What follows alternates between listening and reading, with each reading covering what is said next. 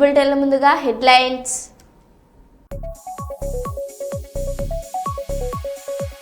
చందాల కోసం స్కూల్ యాజమాన్యంపై దాడికి పాల్పడిన విద్యార్థి సంఘాలు.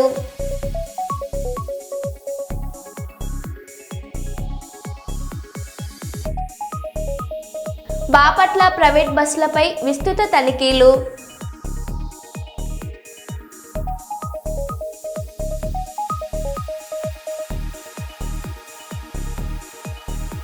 గుంటూరులో వైసీపీ ప్రజాపోర్లో ఉద్రిక్తత.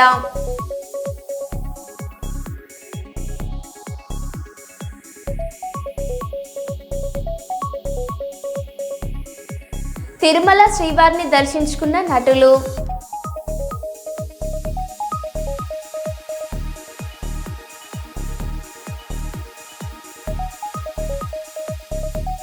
నాస్పూర్ పోలీస్ స్టేషన్ తనిఖీ చేసిన police commissioner Amber Kishore IPS.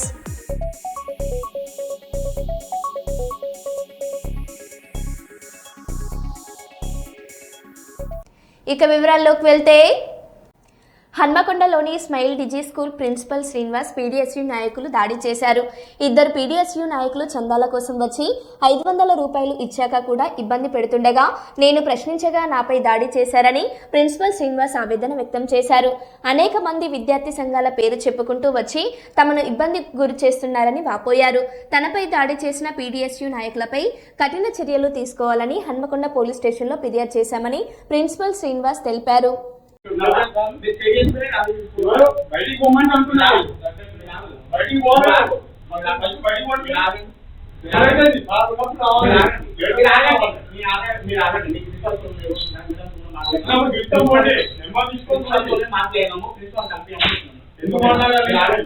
డబ్బులు లేవు మా దగ్గర, ఇప్పటికీ కష్టాలు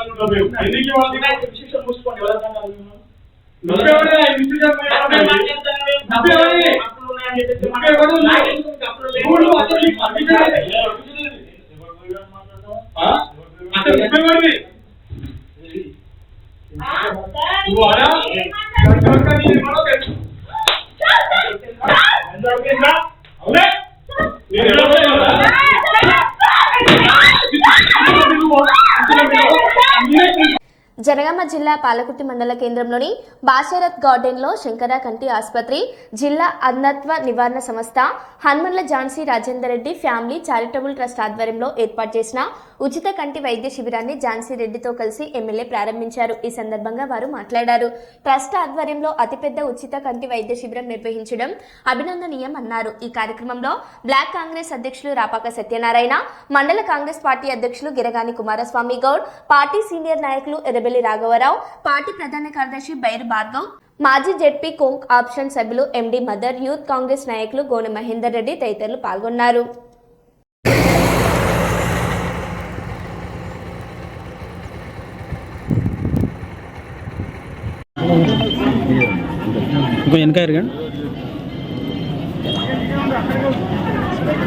ప్లేట్ కింది పట్టండి.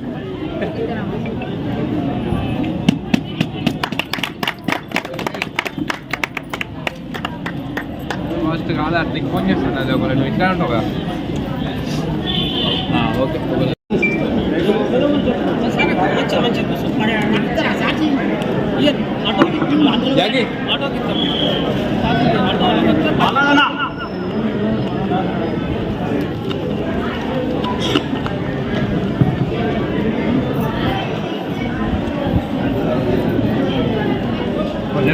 ఫౌండేషన్ తరఫున మన శంకర ఐ ఫౌండేషన్ వాళ్ళు చాలా హాస్పిటల్స్ ఉన్నాయి త్రూఅవుట్ ఇండియాలో.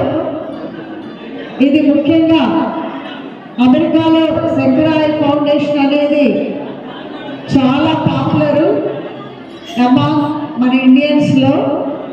సో దీనికోసమని నేను లాస్ట్ 1 year నుంచి ఇక్కడ హాస్పిటల్స్ ఏదైతే ఉన్నదో అక్కడికి వెళ్ళి ఇన్ఫెక్షన్స్ అంటే ఇప్పుడు యూజువల్గా నార్మల్గా ఐ సర్జరీ చేసినప్పుడు ఇన్ఫెక్షన్స్ అనేది ఉంటుంది.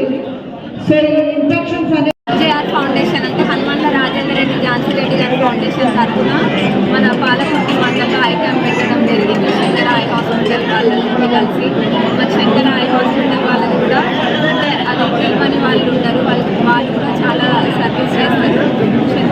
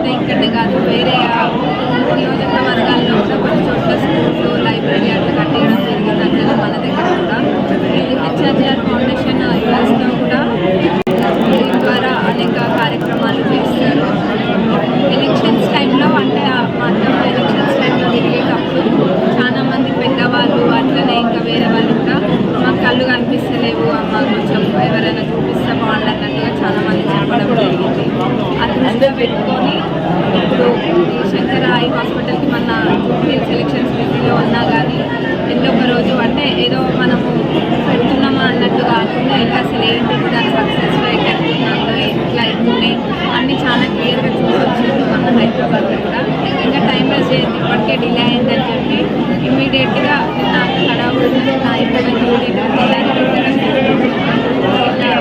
రాబోయే రోజులలో కూడా వేరే వేరే మండలాలలో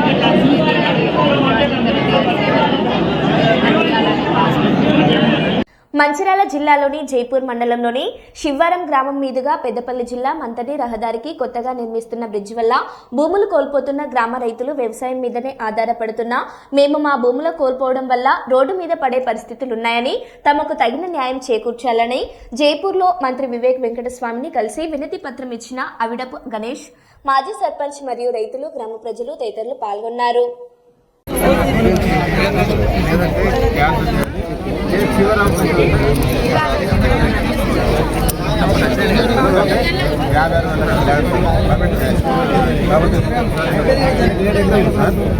మూడు ఎకరాలు ఇంకో క్రాస్ ఇంకో వేరే క్రాసింగ్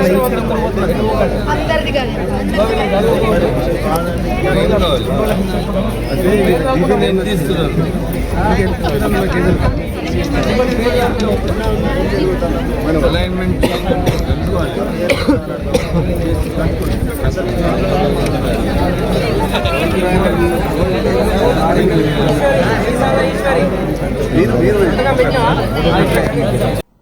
పారిశ్రామికవేత్తలు ఆంధ్రప్రదేశ్కు పెట్టుబడులతో రావాలని నంద్యాల పార్లమెంట్ సభ్యురాలు Lok Sabha TDP deputy floor leader doctor Byreddy Shabari కోరారు. బుధవారం న్యూఢిల్లీలో రాష్ట్ర ఐటీ శాఖ మంత్రి నారా లోకేష్ పారిశ్రామికవేత్తలతో సమావేశం కాగా ఆ సమావేశంలో ఎంపీ డాక్టర్ బైరెడ్డి శబరి మాట్లాడుతూ ఈ నెల 14, 15, 20 తేదీలలో ఆంధ్రప్రదేశ్లోని విశాఖపట్నంలో ఈ నెల 14, 15, 20 తేదీలలో 30వ సిఐఐ భాగస్వామ్య సదస్సు జరుగుతుందని, వేగంగా నడిచే కంపెనీలు ఆంధ్రప్రదేశ్ను ఎంచుకోండి ఎంపీ డాక్టర్ బైరెడ్డి శబరి కోరారు. Industry, Government of India, and co-chaired by Shri Nara Chandrababu Naidu Garu, Honorable Chief Minister of Andhra Pradesh.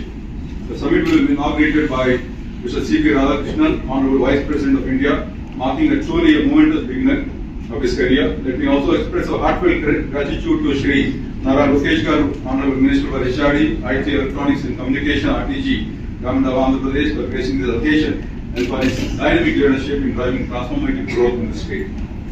We are expecting participation of over 2,500 delegates, including more than 1,500 business leaders from over 50 countries. Kurnool స్థానిక రాయలసీమ యూనివర్సిటీలో నిర్వహించిన 4వ convocation కార్యక్రమంలో పాల్గొన్న ఆంధ్రప్రదేశ్ రాష్ట్ర governor S Abdul Nazeer. Tireless driving stretches its arms towards perfection, where the clear stream of reason has not lost its way.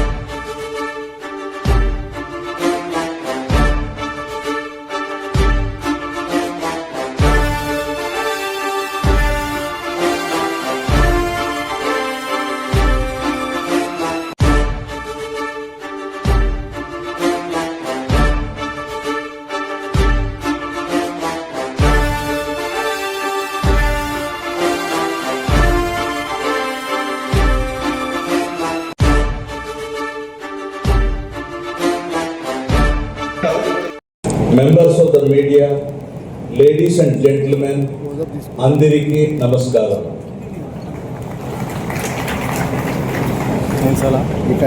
Before I start my speech, I have one observation.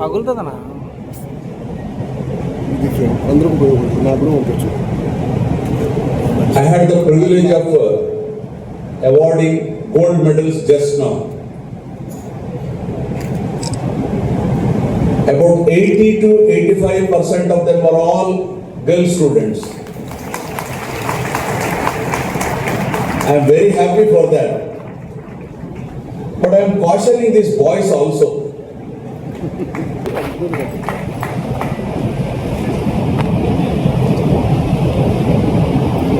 I am sure next year Vice Chancellor will invite me for the convocation, sir. And I want to see some more boys getting gold medals, right? It gives me immense pleasure to participate in the fourth convocation of the Rayalaseema University in the capacity of Chancellor of this esteemed university. I am delighted to know that the university is striving to realize its vision and is moving in right direction. To achieve national distinction for creativity, innovation and excellence through quality teaching, research in higher education with inclusiveness, social equilibrium, and contribute to the building of a humane, scientific and progressive society. On this auspicious occasion, I congratulate all the graduating students, their parents, faculty members and administrative staff. You have certainly demonstrated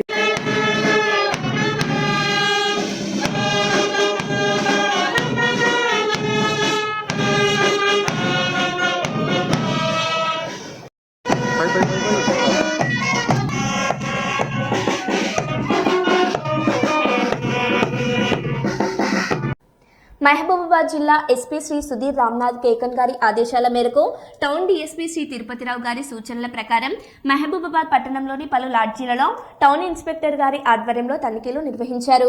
వివిధ అవసరాల నిమిత్తం జిల్లా కేంద్రానికి వచ్చి లాడ్జీలలో బస చేసే వారి వివరాలను, లాడ్జీలలోని రికార్డులను పట్టణ సిఐ పరిశీలించారు. ఈ సందర్భంగా ఆయన మాట్లాడారు.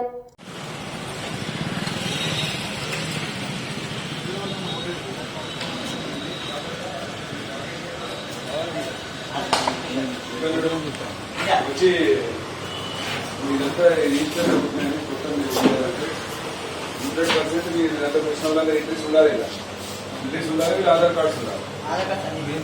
ఆధార్ కార్డ్స్ ఉండాలి. ఆధార్ కార్డ్స్ ఉండి వాళ్ళ కాంటాక్ట్ నెంబర్స్ ఉంటే ఆధార్ కార్డు ఉంటే మరి కాంటాక్ట్ నెంబర్ నెంబర్ రీచ్ చేయాలి. అదర్వైజ్ అట్లా చేయండి. దాన్ని పెట్టి ఇలా కాంటాక్ట్ డీటెయిల్స్ రాయండి. మీకు అడవులు ఎప్పుడు రాసింది బిల్కి చేసి మొత్తం దాన్ని అప్డేట్ చేయించాను. లాస్ట్ 1 month ఎవరైనా మనం తీసుకురావాలి.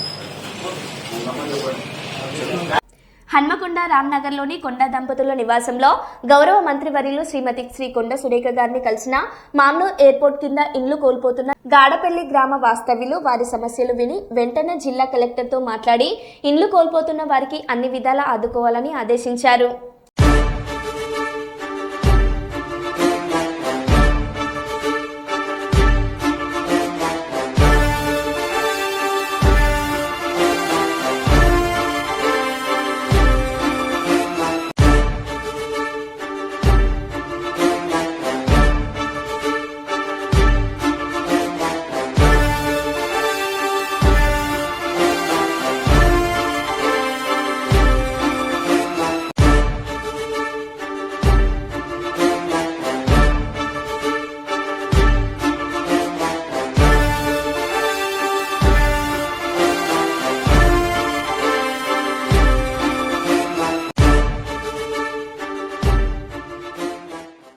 కిడ్నీ రాకెట్ వ్యవహారంతో మదనపల్లి గ్లోబల్ ఆసుపత్రి తాత్కాలికంగా మూసివేత.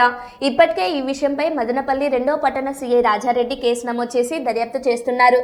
బుధవారం deputy DM and HO Ramesh Babu, Annamayya జిల్లా డిప్యూటీ ఎడ్యుకేషనల్ మీడియా అధికారి Deva Siromani doctor Sridhar Babu, 104 OE Praveen, deputy HO Rajagopal ప్రాథమిక విచారణలో భాగంగా మదనపల్లి అపోలోలో డయాలసిస్ కేంద్రాన్ని తనిఖీ చేశారు. అనంతరం గ్లోబల్ హాస్పిటల్లో తనిఖీ చేసి ప్రాథమిక విచారణ ముగించారు. అనంతరం విచారణ అధికారులు మీడియాతో మాట్లాడారు. ఇన్ఫెక్షన్ గురించి ఏదో ప్రాబ్లం వచ్చి ఒకటి డెత్ అయ్యారు, ఇక్కడ చేసినట్టు ఒక అభియోగం ఉంది. ఆ అభియోగం వచ్చిన దాన్ని బట్టి మన డిస్టిక్ డిఎంఎన్హెచ్ఓ గారు ఆదేశానుసారం డెమో గారు అండ్ డిప్యూటీ డిఎంఎన్హెచ్ఓ, ఇద్దరు medical officer Sridhar and Vishnu గారు కలిసి మేము ప్రైమ్ రిపోర్ట్ సబ్మిట్ చేయడానికి కోసం ఈ హాస్పిటల్కి వచ్చాము. వచ్చి అన్ని రికార్డ్స్ను మేము స్వాధీనం చేసుకున్నాము. In the presence of the police SI గారు వాళ్ళ ద్వారా మేము స్వాధీనం చేసుకున్నాము. అలాగే దీన్ని హాస్పిటల్ను ఓపీ రన్ చేయకూడదని వాళ్ళకి ఇన్స్ట్రక్షన్స్ ఇచ్చాము. అలాగే పూర్తిగా సీజ్ చేద్దాం, ఓపీని క్లోజ్ హాస్పిటల్ని సీజ్ చేస్తామంటే ఎస్ఐ గారు మనము మళ్ళా మేము వచ్చి చూడాల్సి ఉంటుంది, లోపల వచ్చి వెరిఫై చేయాల్సి ఉంటుంది, కాబట్టి మళ్ళీ చేస్తాం సార్ అన్నారు. కాబట్టి మేము హాస్పిటల్ క్లోజ్డ్ అని ఒక ర్యాపిడ్ పైన పేస్ట్ చేసి ఆ ఫోటోని తీసి మేము పంపుతున్నాము. సో దీన్ని ఇన్వెస్టిగేషన్స్ ఏమేమి ఉన్నాయి, అలాగే మనం గవర్నమెంట్ హాస్పిటల్ కూడా వెళ్ళి ఆ డయాలసిస్ సెంటర్లో కూడా పోయి ఎంక్వైరీ చేశాము. సో అతను ఎవరైతే అభియోగం ఉందో బాలరంగుడు అని అతని మీద, ఇంకా దాని గురించి కూడా అక్కడ రీజనల్ మేనేజర్ ద్వారా ఒక ఇన్ఫర్మేషన్ గ్యాదర్ చేశాము. ఆ ఇన్ఫర్మేషన్ సంబంధించిన రిపోర్ట్ను కూడా మనం డిఎంఎన్హెచ్ఓ గారికి పంపబడుతుంది. సో మిగతాది ఏదైనా డీప్ ఇన్వెస్టిగేషన్స్ పోలీస్ స్వాధీనంలోకి పోయింది కాబట్టి వాళ్ళు ఆ ఇన్వెస్టిగేషన్స్ తీసుకుంటారు. అట్ ప్రజెంట్ ప్రైమ్ రిపోర్ట్ మేము డిఎంఎన్హెచ్ఓ గారికి సబ్మిట్ చేస్తాం. ప్రజలు అందించే ఫిర్యాదులపై అధికారులు తక్షణమే స్పందించి భరోసా కల్పించాలని రామగుండం పోలీస్ కమిషనర్ గారు పోలీస్ అధికారులకు సూచించారు.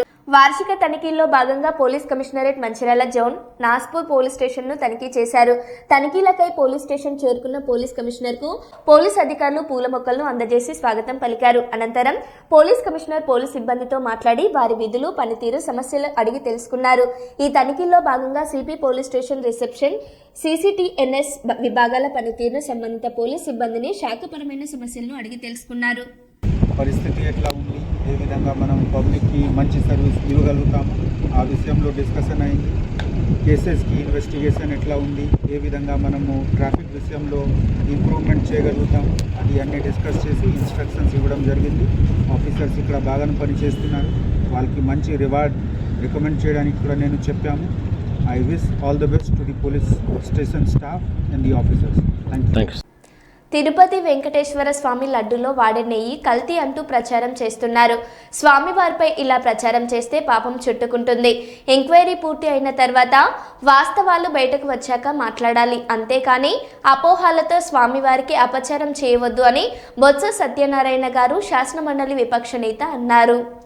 నాకు తెలిసి ధర్మాన్ని సృష్టి చేయలేదు మీ ఏబిఎన్ ఆంధ్ర రాధాకృష్ణ గారు, లేకపోతే మీ జ్యోతి పత్రికో అది వచ్చి స్పష్టం చేసింది తప్ప, ధర్మారెడ్డి గారు ప్రెస్ కాన్ఫరెన్స్ ఎంక్వైరీ జరిగిన తర్వాత మీరు పెడతారు కదా ఎఫ్ఐఆర్లో, అప్పుడు మాట్లాడుకుందాం. దాన్ని ఎందుకు ఓలో అపోలో ఎందుకు, దేనికోసం ఆ భగవంతుని ఆ తిరుపతి వెంకటేశ్వర స్వామిని ఎందుకు తీసుకొస్తే మేము ప్రజల నాటిలో పెట్టిస్తారు, ఆ పాపం చుట్టుకుంటుంది.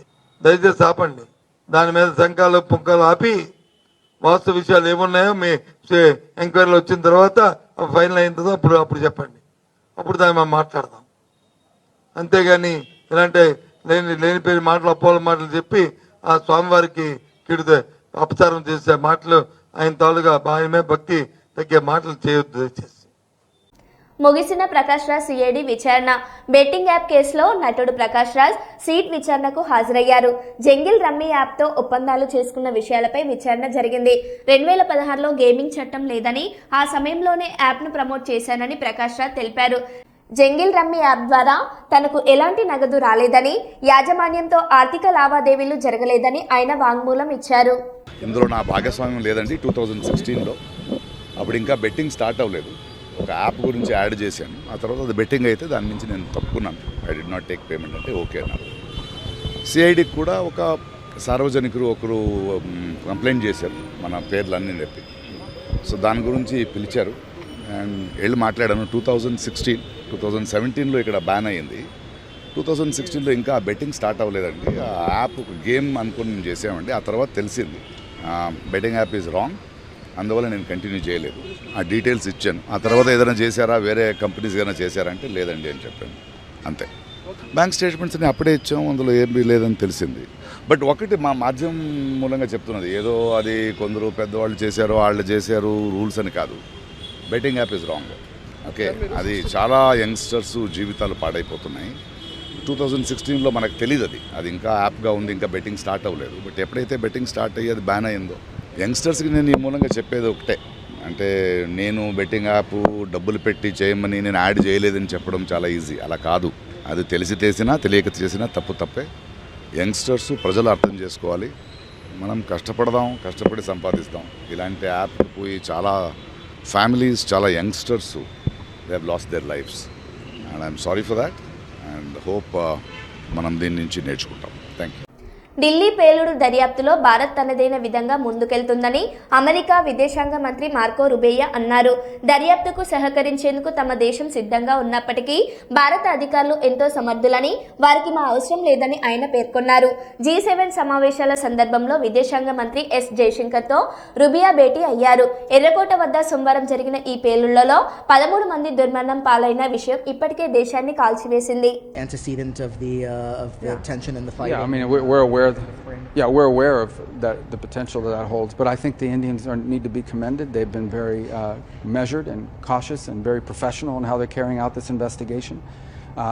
That investigation continues. It clearly was a terrorist attack, and it was a car loaded with highly explosive materials that detonated and killed a lot of people. But I think they're doing a very good job of carrying out an investigation, and I think when they have facts, they'll release those facts. So, but clearly, I mean, we're aware of the potential that it has, and so we spoke about that a little bit today, the potential that it has to become something broader. But I think we're going to await to see what their investigation reveals. We've offered to help, but I think they're very capable in these investigations. They don't need our help, and they're doing a good job. And I thought they were very measured and professional in how they've approached it, as they usually are. You mentioned China and fentanyl. This working group that the Treasury Secretary has talked about setting up, measuring China. మరో బులెటిన్లో మళ్ళీ కలుద్దాం. Stay tune.